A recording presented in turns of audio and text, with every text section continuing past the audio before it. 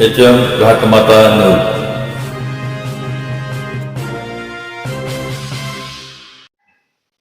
उद्या उपनगराध्यक्ष पदाची निवड आहे. आता तसं बघितलं तर आता तुमच्याकडे जे संख्याबळ आहे ते 8+1 म्हणजे 9 होते आणि बीजेपीचं तसं बघितलं तर 7च आहे. अशा परिस्थितीमध्ये जर समजा याच्यामध्ये जे अपक्ष उमेदवार आहे तो तिकडे मिळाला तर समसमान असं होऊ शकतंय. ह्या कंडिशनमध्ये तुमचं आता सध्या संख्याबळ ज्यादा आहे तर ह्या कंडिशनमध्ये तुमचा उपनगराध्यक्ष होऊ शकतो. पण जर तरच्या गोष्टी आहेत त्या तर काय सांगाल तुम्ही? कसं आहे, जनतेनं मुळात आम्हाला म्हणजे निवडणुकीमध्ये जरा थांबायचा संदेश दिलेला आहे. त्यामुळं आमची संख्याबळ 8 होती 17 पैकी आणि जो एक नगरसेवकाने आम्हाला पाठिंबा दर्शवला आणि आमच्या आघाडीमध्ये सामील झाले त्याने मला वाटतं निस्वार्थपणे बाबा आपण एकत्रित काम करूया, तुम्ही पाठीमागं केलेलं काम आहे काम बघून आटपाडीचा ग्रोथ वाढण्याच्या दृष्टीनं आपण एकत्रित राहायचं असं ठरवून त्याने आमच्या संघ आलेले आहेत. पण नगराध्यक्ष निवड झालेली आहे, आता उपनगराध्यक्षाची निवड परवा आहे. पण निश्चितपणानं आमचा शिवसेनेचा उपनगराध्यक्ष होणार नाही ही निश्चित आहे. आता समोर जी कोण एखादा आला आम्हाला मदत मागाय की बाबा आम्हाला करा, आम्ही तुमच्याशी सपोर्ट राहू, जे कोण येईल त्याला आपण मदत करू आणि त्यांना या विकासाच्या बाबतीत काही बोलणी करून त्यांनाही संघ जाण्याच्या दृष्टीनं आम्ही संघ घेऊन त्यांना उपनगराध्यक्ष करायचं झालं तर करू. नाही, आता जो जे चित्र आहे ते बीजेपीचे 7 आणि हे तुमचे 9 आणि जे एक आनंदराव बापूंची एक सीट आहे तर ती अजूनही त्यांचं स्पष्ट नाहीये की बीजेपी बरोबर आहेत की नाही, अजून त्यांनी सांगितलेलं नाही. तर जर समजा तुमच्या बाजूला आले तर चित्र वेगळं होतं, तर त्या संदर्भात काय सांगा? नाही, मी मगाच सांगितलं तुम्हाला, जो आम्हाला येईल की बाबा मदत करा, मला उपनगराध्यक्ष करा, त्यांना आम्ही करू, काही अडचण नाही, कोणी येऊ द्यात. अनिल शेठ जे आहे ते तुम्हाला अगोदरच सहकार्य केलं नाही, त्यांनी काय बाबा अपेक्षा कुठली ठेवलेली नाही, आपण सगळी एकत्रितरित्या काम करूया या दृष्टीने आमच्या समावेत आलेले आहे. आणि संख्याबळ तुम्ही बीजेपीचं 7 म्हणताय, नगराध्यक्ष एक 8 आणि अजून एक जी तीर्थक्षेत्र विकास आहे ते अजून तटस्थ आहेत. त्यांनी जर भूमिका त्यांच्या बाजूने घेतली तर त्यांचा होईल, त्यांनी भूमिका आमच्या बाजूने घेतली तर आमचा होईल.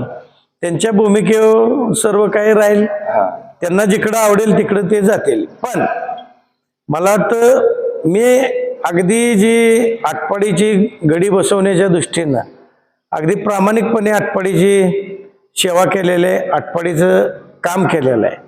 पण आटपाडीला कामापेक्षा राजकारण वेगळं आवडलं आणि आम्हाला थांबवलं, त्यात आम्ही मान्य केलेलं आहे. पण शक्यतो कोण एखादा आला बाबा आम्ही तुमच्याशी सपोर्टेड राहू आणि आम्हाला उपनगराध्यक्ष करा, तर जो येईल त्याला आपण सहकार्य करू. पण निश्चित आमचा शिवसेनेचा होणार नाही एवढं नक्की. आता जिल्हा परिषदेच्या निवडणूक आहेत याच्यामध्ये पण जर समजा ते इकडे आले त्याच्यामध्ये पण काही होऊ शकेल का? नाही, जिल्हा परिषद निवडणूक आहेत, साहजिक कसं आहे, मी सातत्यानं कामात असतो आणि जो काम ज्यादा करतो त्याला शत्रू ज्यादा वाढतात. समदुःखी सगळी एकत्र आहेत, त्यामुळे त्यांची युती फास्ट होती. मी कामाच्या माध्यमातून जनतेपुढे कामाचा अजेंडा घेऊन निवडणूक लढतोय. मी आटपाडीमध्ये जरी हारलो असलो आपल्या नगरपंचायतला तर 17 माझे उमेदवाराने त्यांचे 17, यामध्ये जर मताचं काढलं तर मी 1000 मतानं नगरसेवकाच्या मतात मी पुढं आहे. पण नगराध्यक्षाच्या उमेदवारीमध्ये जी काही कुणबीचा उमेदवार उभा राहिला माझ्या समाजातला आणि माझ्या पाटील भावकीतला, त्यांनी जी मतं 3500 जी मतं त्यांनी घेतली त्या मतामुळं माझं जरा विभाजन झाल्यामुळं माझं गणित थोडं बिघडलं. पण उमेदवार टू उमेदवार मतामध्ये मी पुढं आहे. आणि जिल्हा परिषद पंचायत समिती मी कामाच्या माध्यमातून निवडणुकीला समोर जाणारच आहे. आणि जी कोण येईल संघ त्यांना घेऊन जाणार आहे. आणि जे कोण आलं नसेल तर काही मी काय थांबणारच नाही. मी निवडणूक सगळी लढवणार आहे. जिल्हा परिषद 4 आणि पंचायत समितीचं 8 मेंबर ही पूर्ण तालुक्यामध्ये उभा करून ताकदीनं केलेल्या कामाच्या जोरावर जनतेपुढं जाऊन अगदी शिवसेना पक्षाच्या वतीनं मी जनतेपुढं आशीर्वाद मागणारच आहे. आणि निश्चितपणानं आता आटपाडीची निवडणूक झाल्यावर माणसं म्हणतात की आता या आटपाडीतल्या कामाचं करायचं काय, कोण कामं करणार. म्हणजे त्यांना झाल्यानंतर निवडणूक की आठवण यायला लागली माझी की आता हे पुढं कसं होणार. तसं मला वाटतं अगदी ग्रामीण भागातली जी लोक आहेत त्यांना अगदी आपल्या कामाची जाण आहे. ती निश्चितपणाने या निवडणुकीमध्ये अगदी ताकदीनं माझ्या समवेत राहतील. आणि जनतेच्या ताकदीच्या जोरावर निश्चितपणानं जिल्हा परिषद आणि पंचायत समिती सत्ता आम्ही मिळवू.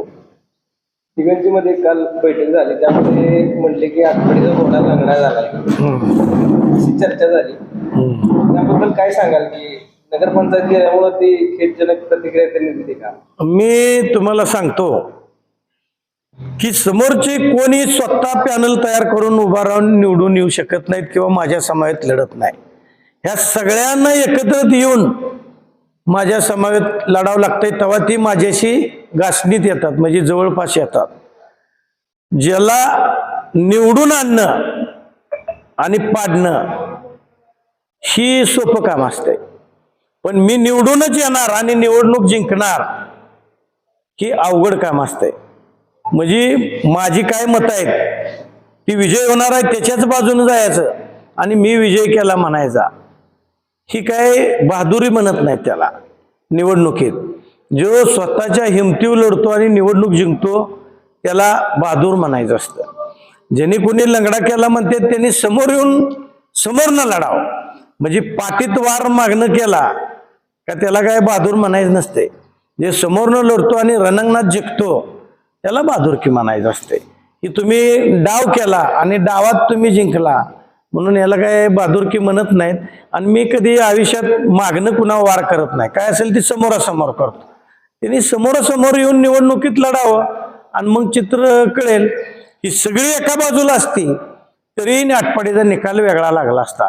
पण ह्यांनी सगळी एका बाजूला न राहता डाव आखून काही निम्मी इकडे निम्मी इकडे करून मताचं विभाजन करून या निवडणुकीमध्ये माझा पराजय केलाय. तरीही मला तो पराजय मान्य आहे. पण मी समाधानी आहे की मी मतदान अगदी सगळ्यापेक्षा चांगलं घेतलेलं आहे उमेदवारामध्ये.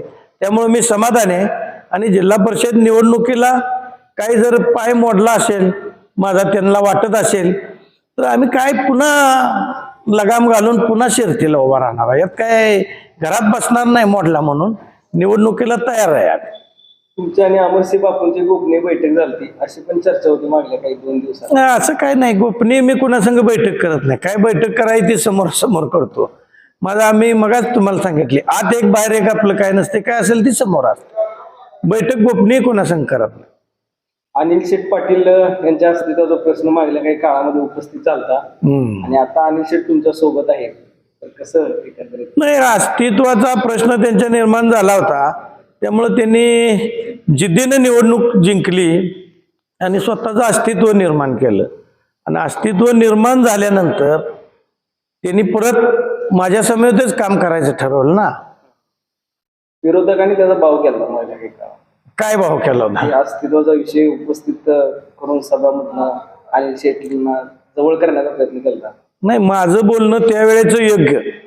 कारण अनिल पाटील एकही निवडणूक कुठेही लढली नव्हती. पहिल्यांदाच निवडणुकीला समोर आले होते.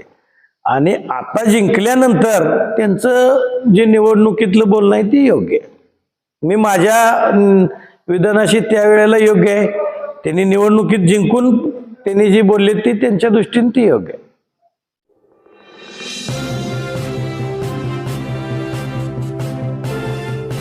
HM घाटमाता news.